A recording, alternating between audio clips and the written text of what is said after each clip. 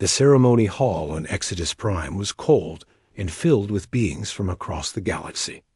Ji-Won Park stood in his formal diplomatic uniform, trying not to shake. He was 32 years old, had served Earth's diplomatic corps for 8 years, and had never imagined his career would lead to this moment. Around him, representatives from a dozen species watched with curious eyes. Some looked amused. Others looked disgusted. Across from him stood Hana. She was 7 feet tall, her skin the color of polished silver, with eyes that glowed like molten copper. 4 arms crossed over her chest in what Ji-Won had learned was a gesture of resignation among the Vakrin people. She wore ceremonial armor that looked both beautiful and deadly, etched with symbols that marked her as a battle commander. She had not looked at him once since entering the hall. The Vakrin were a warrior race that had conquered 12 star systems over the past 1,000 years. They were strong, disciplined, and feared across the galaxy. Humans had fought a brief war with them 3 years ago, losing badly before managing to negotiate a ceasefire. This marriage was part of the peace treaty, a symbolic union meant to show both species could coexist. One knew what the Vakrin thought of humans. They called them the soft species. Humans had no natural armor, no great strength, no warrior culture that matched Vakrin standards. In their eyes, humanity survived through luck and numbers, not worthiness. The efficient, a neutral species called the Threxians, spoke the words that would bind them together. Ji-Won repeated his vows in standard Galactic. Hana spoke hers in the Vakrin language, her voice deep and controlled. When it was done, they were married. The crowd clapped politely. Some of the Vakrin delegates made sounds that Ji-Won recognized as their version of disapproval. After the ceremony, they were escorted to their assigned quarters. The rooms were nice by station standards, with separate sleeping areas and a common room. As soon as the door closed behind them, Hana walked to the far side of the room and stood at attention, her back against the wall. "You can relax," Ji-Won said carefully. "We're alone now." "I am on duty," Hana replied without looking at him. "This arrangement requires my presence, not my comfort." Ji-Won felt a wave of exhaustion wash over him. The day had been long, filled with political speeches and fake smiles. He sat down on one of the chairs and loosened his collar. "It's been a difficult day for both of us." Hana said nothing. For several minutes, they stayed like that. Ji-Won sitting, Hana standing guard. The silence felt heavy. Finally, Ji-Won started talking, more to fill the quiet than anything else. He told her about growing up in Beeson, a coastal city on Earth. He described the ocean, the smell of salt air, the sound of waves. He talked about his family, his parents who ran a small restaurant, his younger sister who was studying medicine. He did not expect Hana to respond, so he was surprised when she finally spoke. "We do not have oceans on my birth world," she said. Her voice was quieter now. "Only great crystal plains that ring when the wind blows across them." Ji-Won looked up at her. "That sounds beautiful." "It is cold, harsh, perfect for training warriors. Is that what you wanted? To be a warrior?" For the first time, Hana turned to look at him directly. Her copper eyes studied his face. "Want is not a word we use. I was born. I was trained. I served. This is the Vakrin way. But if you could choose anything," Ji-Won pressed gently, "what would you choose?" Hana was quiet for a long moment. Then, slowly, she moved away from the wall. She did not sit, but she stood less rigidly. "I do not know. We are not taught to ask such questions." They talked through the evening. Ji-Won learned that Hana had been raised in what the Vakrin called crashes, group facilities where young warriors were trained together. She had never known her birth parents. Personal bonds were discouraged in Vakrin culture, seen as weaknesses that could compromise a warrior's duty. She had commanded ships in 3 campaigns earned decorations for valor, and was respected among her people. "It sounds lonely," Jiwan said. "Loneliness is a human concept," Hana replied. But her voice carried uncertainty. "Is it? You've never felt alone, even surrounded by others?" Hana did not answer immediately. When she did, her voice was softer. "There are times after battle when the ship is quiet. I have wondered what it would be like to have someone who ... She stopped, as if unsure how to continue. "Someone who cares if you come back?" Jiwan offered, "Yes." As the station's artificial night cycle began, Jiwan felt the exhaustion truly hit him. But he also felt something else, something unexpected. Curiosity. Connection. This warrior who had been forced to marry him for political reasons was more than her armor and her reputation. There was a person underneath, one who had been taught to suppress everything that made her vulnerable. "Hana," he said, "I know this isn't what either of us wanted, but we're here now. Maybe we could try to make it less terrible?" She looked at him for a long moment. Then, carefully, she removed one of her gauntlets. It was a small gesture, but it felt significant. "I do not know how." "Neither do I," Jiwan admitted. "But we could figure it out together." They talked through the night. Hana shared stories of her training, the brutal exercises, the tests of endurance. Jiwan told her about Earth literature, about stories of adventure and romance that seemed foolish to her at first, then gradually intriguing. She asked questions about human emotions, concepts her people had systematically removed from their culture. Somewhere in those dark hours, something shifted. Hana sat down for the first time, choosing a spot not far from Jiwan. She removed more of her armor, piece by piece, until she sat in just the underlayer of her uniform. Without the bulk of the armor, Jiwan could see that despite her height and strength, there was a grace to her movements. "Your people think we are weak," Jiwan said. "Yes. What do you think?" Hana considered this. "I think you are different. Perhaps there is strength in what we consider weakness. You feel so much, so openly. It should make you fragile, but somehow it does not." The conversation grew more personal, more honest. And somewhere in that honesty, curiosity became something warmer. Jiwan reached out and carefully touched one of Hana's 4 hands. She did not pull away. Instead, her fingers, so much larger than his, gently closed around his hand. What happened next was not something either of them had planned. It was not duty or politics. It was 2 lonely people, from impossibly different worlds, finding unexpected connection. The marriage that was supposed to be purely symbolic became real in the quiet of that night. When morning came, Jiwan woke to find Hana fully armored again, standing at attention near the door. For a moment, he thought perhaps the night had meant nothing to her. Then he saw her command insignia on the table beside the bed, removed and set aside carefully. A communication came through on Hana's device. The Vakran transport had arrived. She was to return to the fleet immediately. The political obligation fulfilled. Hana picked up the communicator. She looked at it, then at Jiwan, then back at the device. For a Vakran warrior, orders were absolute. Duty was everything.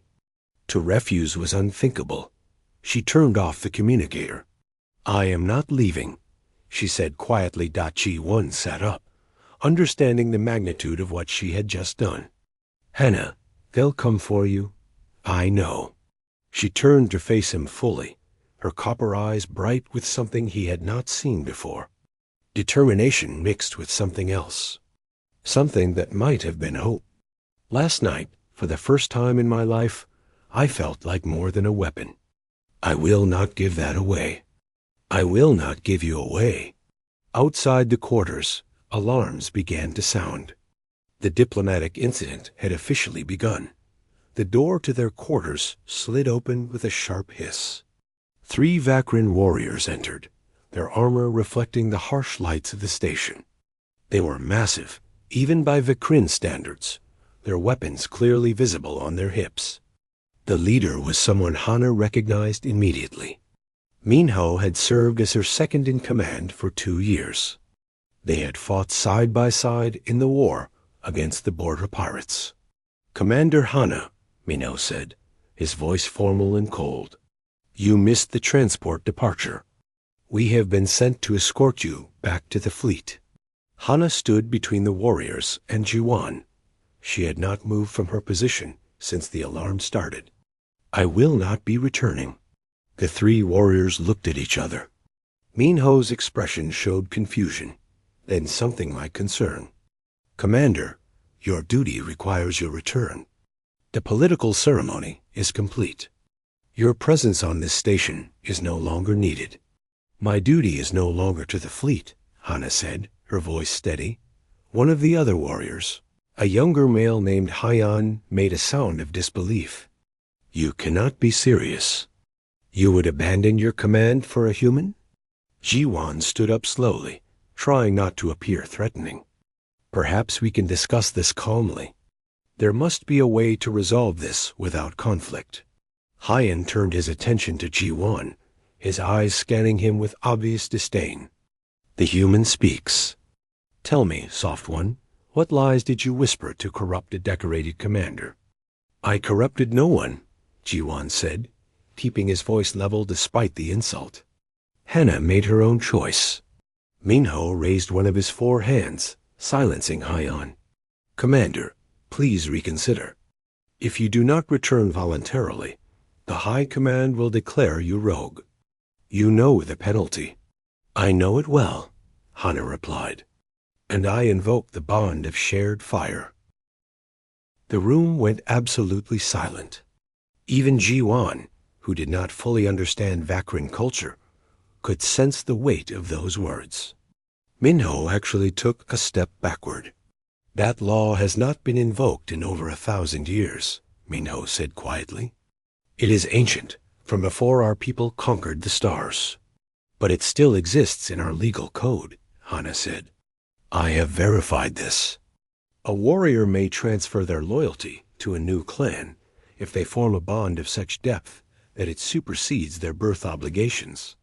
I declare Jiwan as my clan, my family, my purpose." Hyan looked like he wanted to argue, but Minho held up a hand again. The older warrior studied Hana's face for a long moment. "If you do this, there is no going back. The High Command will not accept it easily. I understand." Minho nodded slowly and turned to his companions. "We will report what we have seen. The decision is now beyond our authority." He looked back at Hana one more time. "I hope you have found something worth this sacrifice, Commander." After they left, Jiwan let out a breath he had not realized he was holding. "What happens now?" "Now we wait for the real response," Hana said. "That was just the beginning." She was right. Within an hour, Ambassador Daeon Kim arrived at their quarters with 4 security officers. Daeon was a woman in her 50s, with silver-streaked hair and eyes that had seen too many diplomatic crises. She looked exhausted. "Jiwan, what have you done?"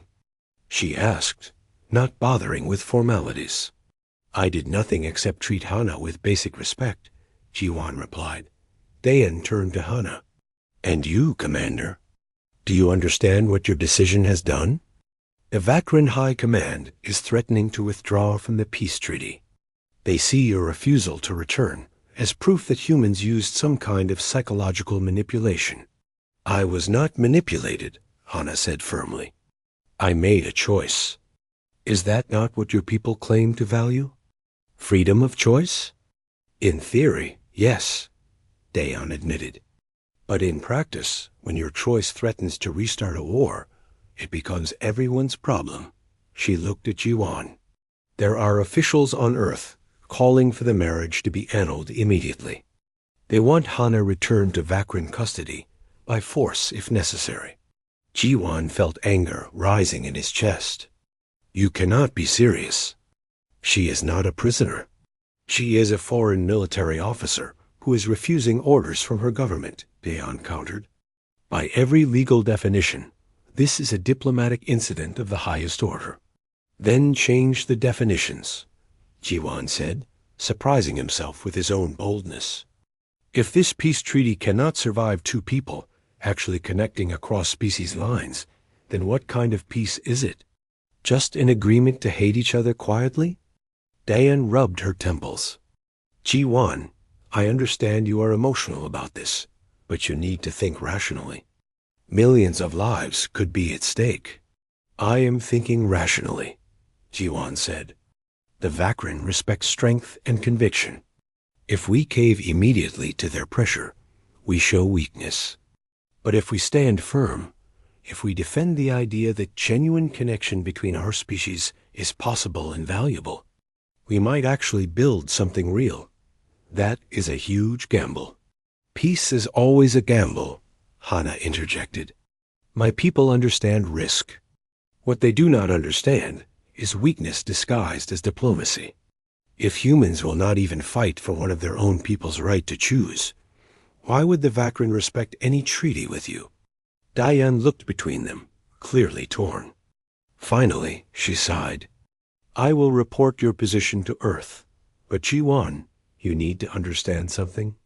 If this goes badly, your career is over. You will be blamed for sabotaging the peace process. I understand, Jiwan said. After Dayan left, more visitors came. Human officials interviewed Jiwan, looking for any sign of coercion. They asked invasive questions about what had happened the night before, trying to determine if Hana had used her superior strength to intimidate him. Jiwan answered calmly, consistently maintaining that everything had been consensual and genuine. The Vakrin sent their own investigators, 3 older warriors who questioned Hana in their own language. Jiwan could not understand the words, but he could hear the harshness in their tone.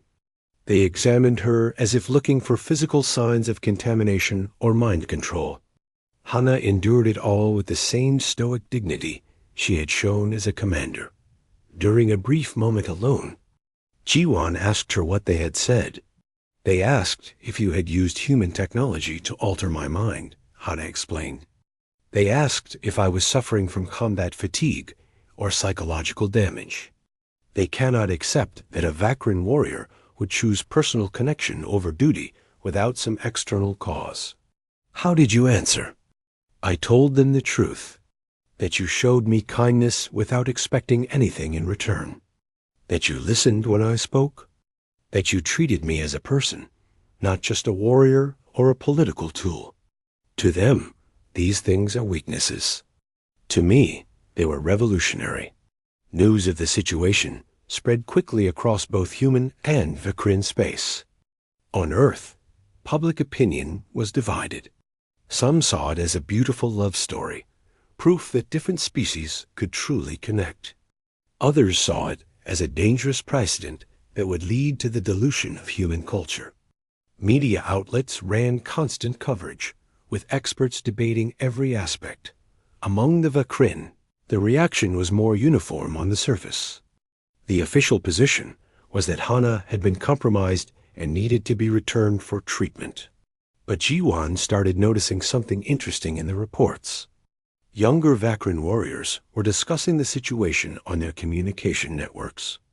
Some were asking uncomfortable questions about why their decorated commander would risk everything unless she had found something genuinely valuable. On the 3rd day, the ultimatum came. A formal communication arrived from the Vakrin High Command. Hana was to return to Vakrin custody within 3 planetary rotations, or she would be declared rogue. The penalty for refusing was death. Furthermore, any who harbored her would be considered enemies of the Vakrin Empire. The human government received a similar message. They had the same 3 days to turn Hana over to Vakrin authorities, or the peace treaty would be considered void. The threat of renewed conflict was explicit. That evening, Jiwan and Hana sat together in their quarters. The weight of the situation pressed down on them both. Jiwan held one of Hana's hands, marveling again at how gentle she could be despite her strength. You could still go back, Ji-won said quietly. Save yourself. I would understand. No, Hannah said simply. I have spent my entire life following orders, being what others demanded I be. For one night, I was simply myself. I will not surrender that. Not even to save my own life. There has to be another way. Hannah was quiet for a moment. Then she spoke carefully. There might be. During my years in the fleet, I encountered others like me. Warriors who questioned our culture's rejection of personal bonds. Most kept silent, afraid of punishment. But some formed a secret network, communicating carefully, discussing the possibility of change. You are saying there is a resistance? Not a resistance. More like a group of questioners. They call themselves the Kinseekers.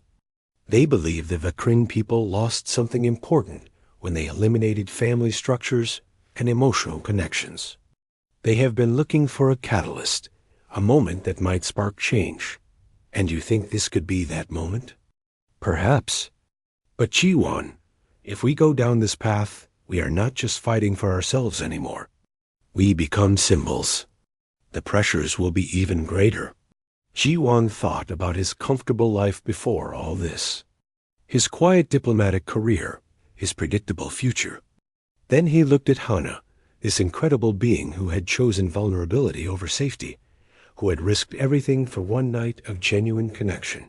Then we become symbols, he said. Better to stand for something real than hide for false peace. Hannah leaned forward and touched her forehead to his, a Vakrin gesture of deep respect and affection. You are either very brave or very foolish. Can it be both? For the first time since the crisis began, Hannah smiled. The courier ship was small, barely large enough for 2 passengers and a pilot. So-min Lee sat at the controls, her fingers dancing across the navigation panel as Exodus Prime shrank behind them. She was a xenanthropologist who had spent 15 years studying Vakrin culture. And when Ji-won had contacted her asking for help, she had not hesitated. We have maybe 6 hours before they realize you are gone, So-min said, not taking her eyes off the displays. Both governments will send ships after you. Ji-won sat beside Hannah in the cramped passenger area. Where exactly are we going? Haven Station.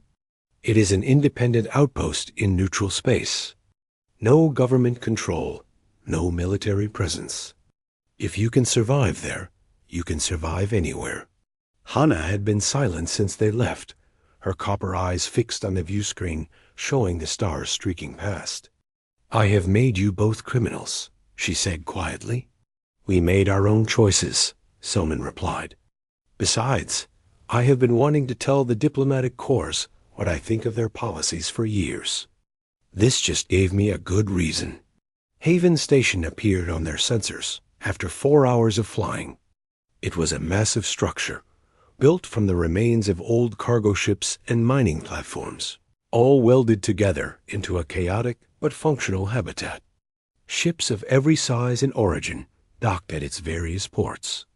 This was a place for traders, smugglers, refugees, and anyone else who did not fit into the neat categories of galactic politics that they docked at one of the smaller ports. So-min had arranged for temporary quarters. Through contacts she would not name. As they made their way through the station's corridors, Ji-won was struck by the diversity. He saw species he had only read about in textbooks, heard languages he could not begin to identify. Everyone seemed to be in a hurry, focused on their own business. Their quarters were basic, just 2 rooms with minimal furniture. But they were safe for the moment. So-min left to make contact with the Kinseekers, while Ji-won and Hannah settled in. This is what my life is now, Hannah said, looking around the sparse room. Hiding in shadows, running from my own people. Do you regret it? Ji-won asked. Hannah turned to him. No, but I am afraid. Fear is not something Vakrin warriors are supposed to feel. Ji-won took her hand. Feeling fear and acting anyway is the definition of courage. 2 hours later, Somin returned with news. The kin seekers will meet with us tonight. Their leader wants to speak with Hana directly. The meeting took place in a forgotten cargo bay deep in the station. When they arrived, Jiwan was surprised to see not 3 or 4 Vakrin, but nearly 20. They stood in small groups, speaking quietly among themselves. When Hana entered, they all fell silent. A female Vakrin stepped forward. She was older than Hana, her silver skin marked with scars that spoke of many battles. "I am Tyan," she said, "former admiral of the 7th Fleet. Officially, I died 3 years ago in a reactor accident. In reality, I chose to leave." "Why?" Hana asked. "Because I realized I had spent 40 years fighting for an empire that gave me nothing but orders and loneliness.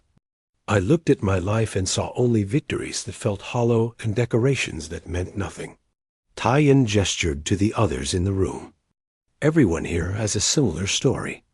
We are warriors who realized that strength without purpose is just violence. Discipline without connection is just slavery." One of the younger Vakrin, a male named Bora, stepped forward. "We have been waiting for a catalyst, a moment that could show others what we already know.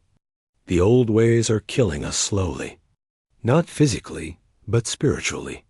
We have conquered 12 systems and lost our own souls. What do you want from me?" Hana asked. "We want you to speak," Tyan said. "Tell your story, not as propaganda, but as truth. Let other Vakrin hear what you found with this human. Let them question whether the price of our warrior culture is worth paying." Hana looked uncertain. "I am no politician. I am a soldier." "Exactly," Tyan said. "Politicians lie. Soldiers tell truth. Your voice will carry weight that ours cannot." While Hana met with the kin-seekers, Jiwan worked with Somin, accessing classified human databases through methods he probably should not ask about. What he found disturbed him deeply. Over the past 10 years, hundreds of Vakrin had requested asylum in human space. Every single request had been quietly denied.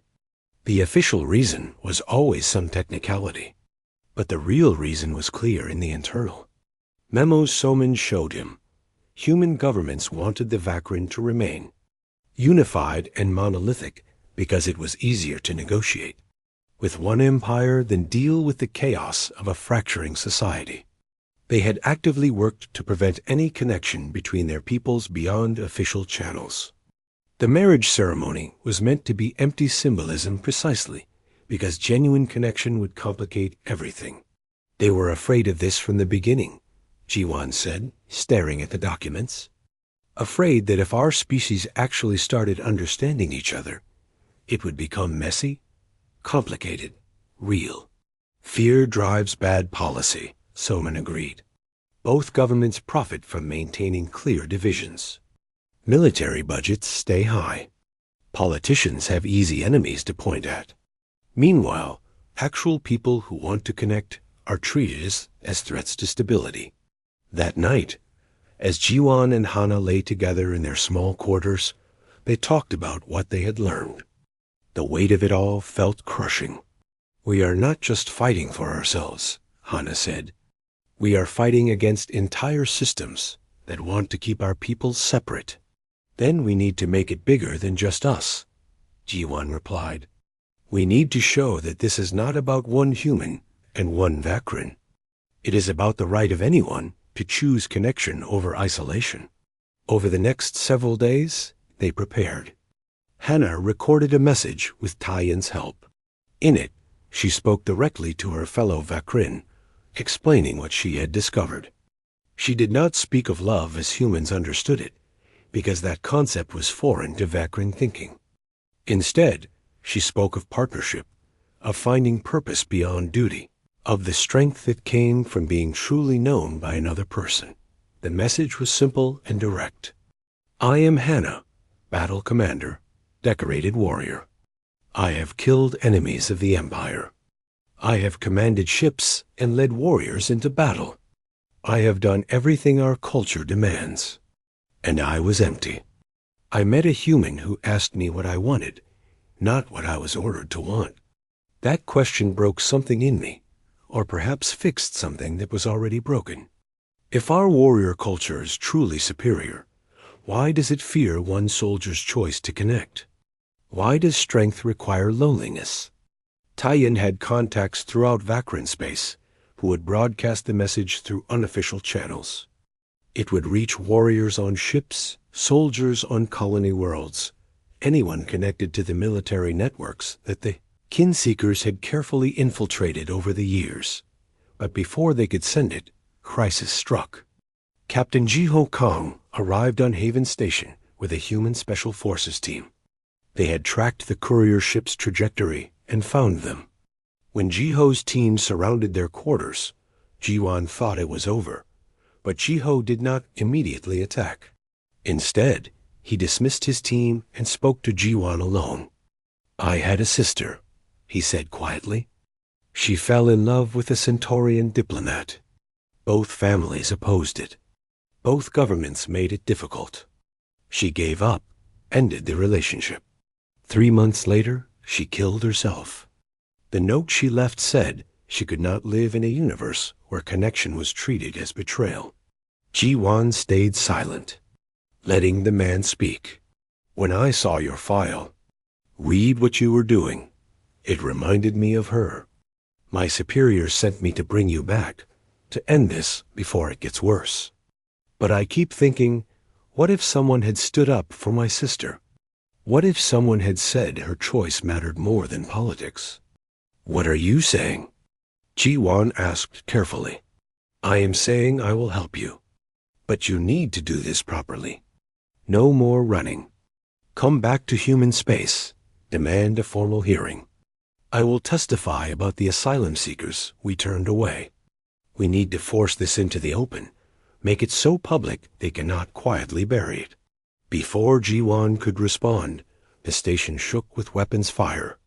Alarms blared throughout Haven Station. On the view screens, they saw Vakrin military ships emerging from faster-than-light travel. The executioners had arrived, elite warriors sent to eliminate rogue soldiers. The executioners did not care about collateral damage. They began boarding Haven Station, cutting through bulkheads, demanding that Hana be turned over immediately. Station residents who protested were shoved aside. Several were injured. Panic spread through the corridors. Ho looked at Jiwan. "You need to decide now. Run and keep hiding, or face this directly." Hana entered the room, fully armored, her weapons ready. "I will not let innocent people die because of me. I will face the executioners. If you fight them, you will prove everything they say about you being a traitor," Jiwan said urgently. "There has to be another way." "There is no other way," Hana replied. "This is what I am. A warrior. Let me fight." "Then fight differently," Soman said, entering behind her.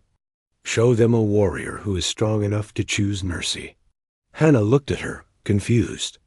"Mercy is weakness, is it?" Soman challenged. "Or is it the hardest form of strength? Anyone can kill. Can you defeat them without killing them? Can you show that you are still a warrior, but one who has found a different path?" Jiwan saw the internal struggle on Hana's face. Everything in her training told her to meet force with force, to kill or be killed. But the past days had shown her another way of thinking. "I will try," Hana finally said. She left to confront the executioners. And Jiwan could only watch the security feeds with his heart in his throat, hoping that the choice he and Hana had made would not end in bloodshed for everyone around them. The 3 executioners stood in the central corridor of Haven Station, their armor black as space itself, marked with red symbols that meant death in Vakrin script. They were the warriors sent when the High Command wanted someone erased from existence. Each had killed hundreds. They showed no mercy because they believed mercy was the ultimate weakness. Hana walked toward them alone, her steps echoing in the suddenly empty corridor. Station residents had fled, hiding in locked rooms and sealed compartments. Through security cameras, thousands watched across the station. Soman had made sure of that, connecting the feeds to public displays. What happened next would be witnessed. The lead executioner, a massive male whose armor bore the scars of countless battles, stepped forward. "Hana, formerly of the 7th Fleet, you are declared rogue. Surrender now, and your death will be swift. Resist, and it will be prolonged." "I will not surrender," Hana replied calmly. "But neither will I kill you."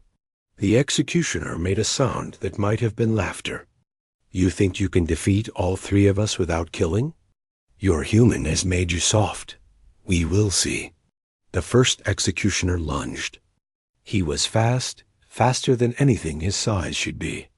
His 4 arms moved in a coordinated attack, pattern designed to overwhelm opponents. But Hana had trained warriors in these same techniques. She knew every move before he made it. She deflected his first strike, redirected his second, and used his own momentum to send him crashing into the corridor wall. Before he could recover, she struck 3 precise points on his armor, activating emergency release mechanisms. His armor fell away in pieces, leaving him in just the underlayer, effectively defenseless by Vakrin standards. The second and third executioners attacked together, trying to flank her. Hana moved like water, flowing between their strikes. She was smaller than them, but faster, more precise. Every movement was calculated. She struck nerve clusters that paralyzed limbs temporarily. She targeted armor joints that would lock when damaged in specific ways. She fought with a skill that reminded every Vakrin watching why she had been a battle commander. But she did not kill, did not maim, did not permanently injure. The fight lasted 8 minutes. When it was over, all 3 executioners lay on the corridor floor, their armor damaged, their bodies bruised, but alive. Hana stood over them, breathing hard but victorious. "You were sent to prove I am a traitor," she said, her voice carrying through the station speakers. "But I have just shown you that I am still a warrior. I am still a Vakrin. I have simply learned that there is more than one kind of strength." She knelt beside the lead executioner and began treating his injuries with a medical kit from her belt. The gesture was so unexpected that he actually flinched. "Why?" he asked. "Because you are following orders," Hana replied. "As I once did? You are not my enemy. You are my brother in service. We simply serve different truths now." Unknown to Hana, Soman had been broadcasting the entire fight across multiple networks. The footage spread like wildfire through human space and Vakrin military channels. Billions watched as a decorated Vakrin commander defeated 3 executioners without killing them, then tended their wounds with care. The reactions were immediate and massive. On Earth, crowds gathered in public spaces to watch. Social media exploded with commentary. The image of Hana standing victorious, but merciful, became iconic instantly. Calls flooded government offices demanding that they protect her, that they honor the marriage, that they stand up for cross-species connection. In Vakrin space, the response was more complex. The High Command issued immediate statements, condemning Hana as corrupted and the fight as proof of human manipulation. But among the rank-and-file warriors, especially younger ones, questions spread. If Hana was weakened by human influence, how had she defeated 3 executioners? If emotional connection made warriors less effective, why was she more skilled than ever? Military units across the Vakrin Empire began reporting unusual communication patterns. Warriors discussing philosophy instead of just tactics. Questions about purpose, about meaning, about what they fought for beyond orders. Both governments, realizing they were losing control of the narrative, agreed to an emergency summit on Exodus Prime. Jiwan and Hana were offered safe passage to testify. Neither government wanted to give them this platform, but public pressure left no choice. The summit chamber was filled with delegates from both species and several neutral observers. Jiwan sat beside Hana, facing rows of officials who looked at them with everything from curiosity to outright hostility. Ambassador Dayan spoke first for humanity. This situation has spiraled beyond anyone's control. We are here to find a peaceful resolution. But even as she spoke, Jiwan could see the division in the human delegation. Some delegates nodded with her words. Others looked angry, their body language hostile. The Vakran High Commander, a scarred veteran named Gun Wu, spoke for his people. A warrior has defied direct orders. Tradition demands punishment. However, we acknowledge that circumstances are unusual. We are willing to discuss terms. Jiwan stood up, surprising everyone. He was not supposed to speak first, but he did anyway. With respect, we are not here to negotiate terms for surrender. We are here to demand change. Shocked silence filled the chamber. Ambassador Dayan looked horrified. Jiwan, sit down. No, he continued. For too long, both our governments have treated the peace between our species as a matter of keeping us separate. You approved a symbolic marriage because you never imagined it would be real. When it became real, your first instinct was to bury it, to return to comfortable distance. He gestured to the delegates. But we are not the only ones who want connection between our species. There are hundreds of Vakran who have requested asylum in human space over the past decade. All denied. There are human citizens who want to trade with, work with, learn from Vakran individuals. All discouraged. You have been maintaining artificial barriers because genuine connection is messy and complicated and hard to control. A human delegate, a stern man named Changmin, stood up. You dare accuse this council of bad faith? We have maintained peace. You have maintained separation, Jiwan countered. There is a difference. Real peace requires connection, understanding, even friendship. You have given us none of that. Hana stood beside him. My people are equally guilty. We have treated all non-Vakran as inferior, as obstacles or enemies, or at best, neutral factors. We have built our entire culture around the idea that emotional connection is weakness. But I ask you this. She looked directly at Commander Gunwu. If connection is weakness, why am I stronger now than I was before? Why did I defeat 3 executioners using techniques I learned by understanding human philosophy of flowing with force instead of meeting it directly? You used our own training against our warriors, Gunwu replied. That proves nothing. It proves that growth comes from opening ourselves to other perspectives, Hana said. I did not become less Vakran by connecting with a human. I became more complete. The debate raged for hours. Delegates argued, accused, defended. But something was shifting. Younger human diplomats began speaking up about their frustration with restrictive policies. A few Vakran officers in attendance began asking careful questions about whether their culture's rigidity had become a liability in a galaxy that required adaptation. Then Yunji Cho, a human intelligence officer, stood up. I need to share something with this council, something I was ordered not to reveal. She projected documents onto the main screens, classified files from both human and Vakran governments. For the past 20 years, conservative factions in both our governments have been actively sabotaging genuine peace efforts. They have suppressed asylum requests, blocked cultural exchange programs, and inflated threat assessments. Why? Because military tensions benefit them. Defense budgets stay high. Politicians have easy enemies. Military officers keep their positions of power. The chamber erupted into chaos. Delegates shouted at each other. Some demanded Yunji be arrested for revealing classified information. Others demanded investigations into the revealed corruption. through it all. Ji-won and Hana stood together, watching the system they had challenged begin to crack. Not breaking completely, but showing fissures, showing that change was possible. Then the doors burst open. Armed soldiers, both human and Vakrin, stormed into the chamber.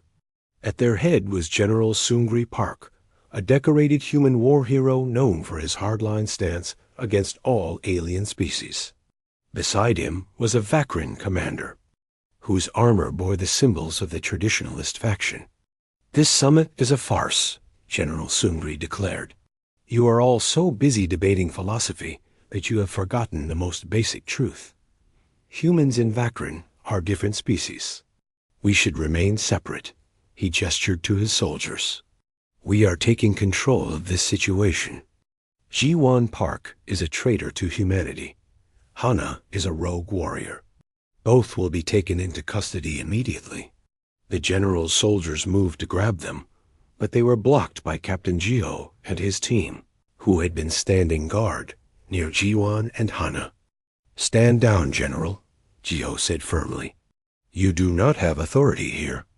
"I have the authority of truth," the general snarled.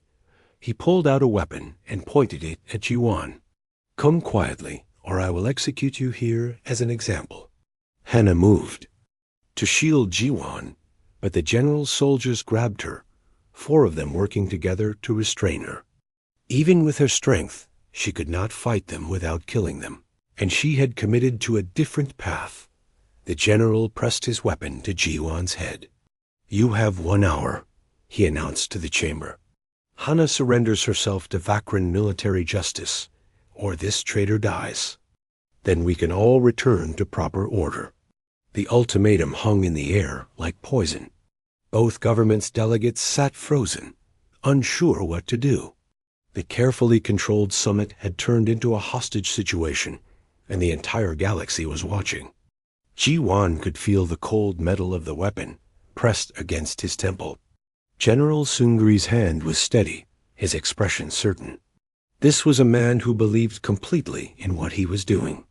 Around them, the summit chamber had fallen into tense silence, every eye fixed on the standoff. Hana struggled against the soldiers holding her, but they had been trained specifically to restrain the Kryn. 4 humans working together could match her strength if they were skilled enough. "Let him go," she said, her voice tight with controlled fury. "Your fight is with me, not him." "My fight is with the corruption of humanity," the general replied coldly. "He represents everything wrong with our species. Weakness disguised as compassion. Betrayal disguised as love." Through the still active communication system, Ji-won managed to activate his microphone. His voice carried through the chamber and across the networks broadcasting the summit. "You want to know what humans and Vakrin have in common? We are both so afraid of being vulnerable that we have made ourselves brittle. Real strength is not refusing to bend. It is choosing what you are willing to break for." "Spare me your philosophy," the general sneered. But Ji-won kept talking. "You think I am weak because I opened myself to connection? I left behind everything familiar. I defied my government. I stand here now with a weapon to my head, and I still believe Hana and I made the right choice. Tell me, General, when was the last time you believed in anything enough to risk everything for it?" For just a moment, uncertainty flickered across the general's face. That moment was enough. Ambassador Daeon had been slowly moving closer, unnoticed in the chaos.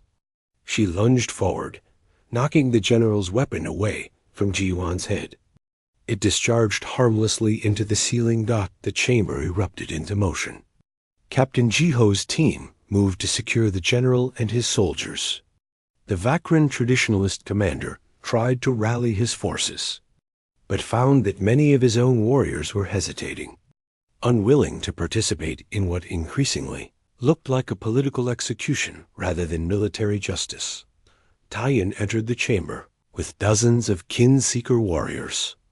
They had been waiting outside, and the general's violent action had given them justification to intervene. "This ends now," Taiyin declared. her voice carrying the authority of her former rank. The soldiers restraining Hannah found themselves surrounded.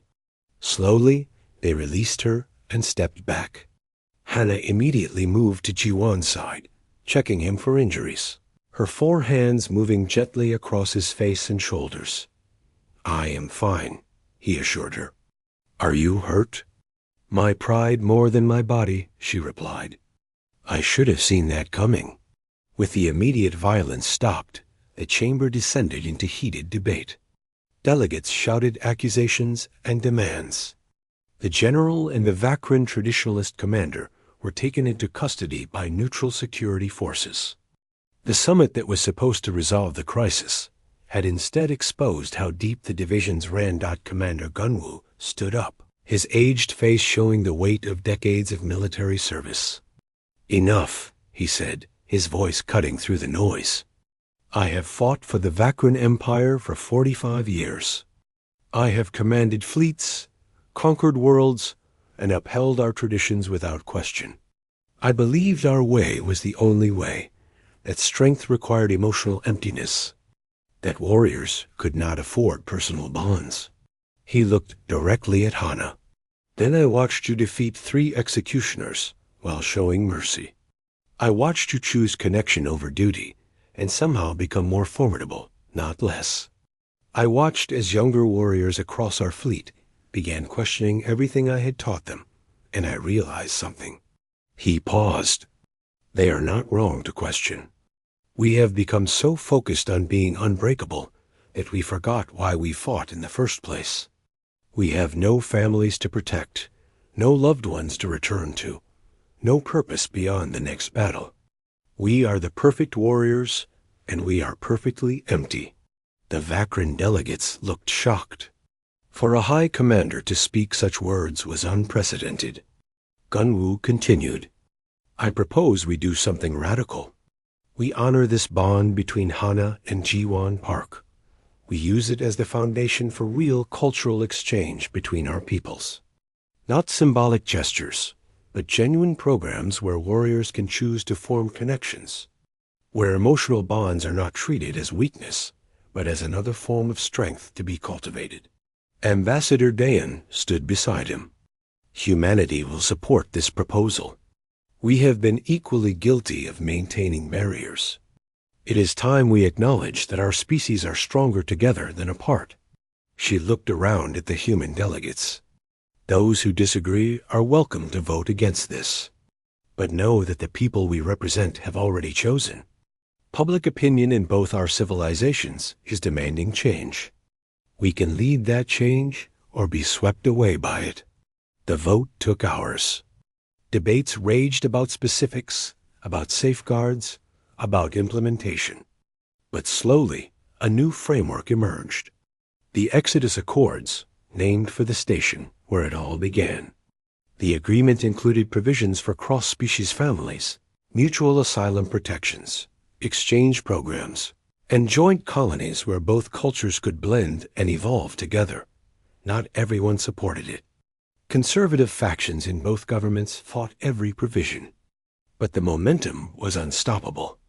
What Ji-won and Hana had started as a personal choice had become a movement that neither government could ignore. 3 months later, Ji-won and Hana stood in their new home on Exodus Prime. The station was being transformed from a diplomatic outpost into the first truly integrated colony. Construction crews of both species worked side by side, building structures that combined human aesthetics with Vakran functionality. Their home reflected this blend. Soft furniture that Ji-won preferred sat alongside reinforced training equipment that Hana needed. Human art decorated walls built to Vakran structural standards. It was chaotic and imperfect and beautiful. Soman visited with news. 3 more integrated colonies approved. Applications are flooding in from both species. There are waiting lists. Any problems? Ji-won asked. Of course. Some humans cannot get past their fear of Vakran. Some Vakran still see emotional connection as weakness. But the younger generations are different. They see what you two have, and they want it for themselves. Soman smiled. You have become the most famous couple in 2 civilizations. Hannah looked uncomfortable with that. We did not ask for fame. No, but you earned it. You stood up when everyone told you to stand down. You chose each other when choosing anything was easier than choosing love. After Soman left, Jiwan found Hannah standing on their balcony, looking out over the growing colony. He joined her, slipping his hand into her lower right hand, the gesture that had become their signature. Do you ever regret it? He asked. Giving up your command, your position, everything you had built? Hannah was quiet for a moment. I gave up being a perfect weapon. In return, I became a complete person. I would make that trade 1,000 times. Below them, they could see a group of young Vacuin warriors sitting in a circle with human teachers, discussing philosophy and ethics. Nearby, human children played a Vacuin strategy game under the patient instruction of a retired warrior. Species that had been enemies months ago were learning to be neighbors, then friends, then family. 2 years after their initial stand, Jiwan found himself teaching a course on cross-species communication. His classroom was filled with both Vacuin and humans, all eager to learn how to bridge the gap between their cultures. Hannah taught combat techniques in a nearby training facility, but her classes were different from traditional Vacuin instruction. She taught fighting as a form of meditation, a way to understand oneself as much as defeat opponents. One afternoon, a young Vacuin female named Nari approached them. She was smaller than average for her species, and carried herself with uncertainty. Commander Hannah, I wanted to thank you. For what? Hannah asked gently. I was raised in the warrior clichés like you. I was told that feeling lonely meant I was weak, that wanting connection made me unsuitable for service. I thought I was broken. Tears formed in Nari's copper eyes. When I saw you stand up and say that our culture had lost something important, when I saw you choose love over duty and remain strong, it gave me permission to admit what I wanted. I resigned from military service last month. I am studying human literature now. Hannah reached out and touched the girl's shoulder. You are not broken. You are complete. Do not let anyone tell you otherwise. After Nari left, Jiwan hugged Hannah. You saved her. Probably saved hundreds like her. We saved each other, Hannah corrected. That night in our quarters, when you asked me what I wanted, you showed me that the question was not weakness, but the most important question anyone can ask. They walked home together through streets that were becoming familiar. Other mixed species couples waved to them. Human children played with young Vacuin in the parks that were still being built. The revolution they had started was not complete, would probably never be complete. But it was real, and it was growing. That evening, as they prepared dinner together in their shared kitchen, Hannah taught Jiwan a traditional Vacuin battle chant, while he taught her an old Earthfolk song. The melodies did not quite fit together, but they tried anyway, laughing at the clashing notes and the mangled lyrics. This is terrible, Jiwan said, grinning. Yes, Hannah agreed. But it is ours. And that, in the end, was what mattered. Not perfection, but connection. Not smooth harmony, but genuine effort to understand across impossible divides. They had started as 2 people from different worlds forced together by politics. They had become partners, then symbols, then simply 2 beings who chose each other every day despite every reason not to. The peace they had helped build was not the peace of empty treaties and maintained distance.